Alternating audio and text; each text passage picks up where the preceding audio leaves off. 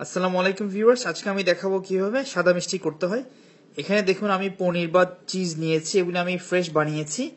আমি ভিডিওর শেষে একটা লিংক দিয়ে দিব যাতে আপনারা দেখতে পারেন কিভাবে চিজ বানাতে হয়। এখানে দেখতে পাচ্ছেন আমি 1 টি স্পুন, জাস্ট 1 টি spoon of all purpose flour বা ময়দা নিয়েছি। এটা না নিলেও চলে, কিন্তু আমি তারপরও দিচ্ছি, ট্রেডিশনাল এভাবে বানানো হয়। আর এখানটায় দেখতে পাচ্ছেন এখানে প্রায় হাফ কাপের চেয়ে একটু বেশি আমি চিনি নিয়েছি।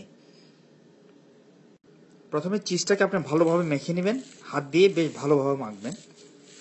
3-4 মিনিট ভালোভাবে মাখার পরে আপনি আবারও ময়দাগুলি মিক্স করে আবারও 3 থেকে 4 মিনিট ভালোভাবে মেখে নিন, যাতে সমানভাবে ডিস্ট্রিবিউট হয়ে থাকে। আপনি চিজটা নিয়ে দুটো হাত দিয়ে দু হাতের মাঝখানে তালুতে রেখে কিছুক্ষণ রোল করলেই দেখবেন এটা খুব রাউন্ড স্মুথ একটা শেপ হয়ে যাবে। দেখুন আমি এইভাবে রাউন্ড শেপ করেছি, এটা খুবই ইজি।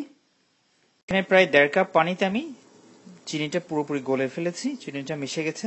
আর এখানটা আমি 4টা এলাচি দিয়েছি, আর একই সাথে আমি 7টা থেকে 8টা করে দিব। একসাথে খুব ভিড়াভিড়ি করবেন না, আপনি ঢেকে দিবেন, অবশ্যই মিডিয়াম হিটে হবে।